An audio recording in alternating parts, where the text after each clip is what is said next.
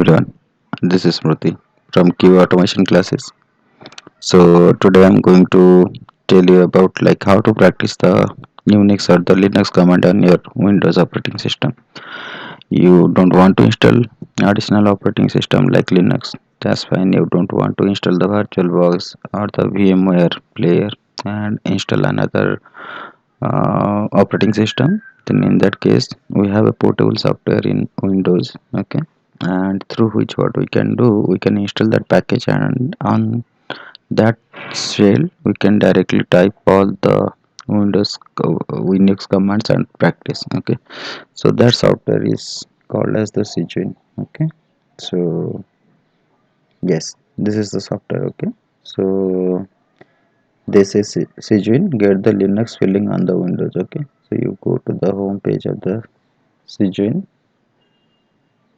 Okay, and here you download the recent version of the Cgin. It's a small file, it will get downloaded. After that you have to double click on it and install, and it will give you the list of the like IPs from where you want to install. So you can select any of them and let it install on your own. It will take some time to get installed. After getting installed, the interface is something like this. I'll show you. Okay, so this is Cgin 64 terminal. Okay, let me expand it.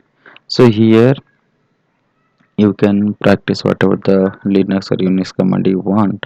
You can practice here. So suppose I want to see where am I right now. So print working directory, it will say okay, inside the home, inside the Phoenix, this is the present working directory. I want to see how what are the different files and the folder structures are there. So ls-l, it will give you. Okay, so total 0, there is nothing inside. Okay, so the respective folder, it can be found in the C drive. I'll show you. Go to your C drive.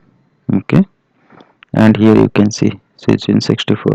Okay, and here you can see, right, this is the folder structure. Okay, if you go to home, bin, dev. Okay, go to bin, this is the binary files. Okay, so inside home, this is the place where it was saying, right. Let's see, uh home Phoenix. Okay, so let's see home Phoenix, and here if I say now ls, so it will show you. So there is a folder called as the test, right. If you come here and see, you can find the folder here. Okay, so in order to get the folder and files, you can type ls-l. Okay, cool, thank you.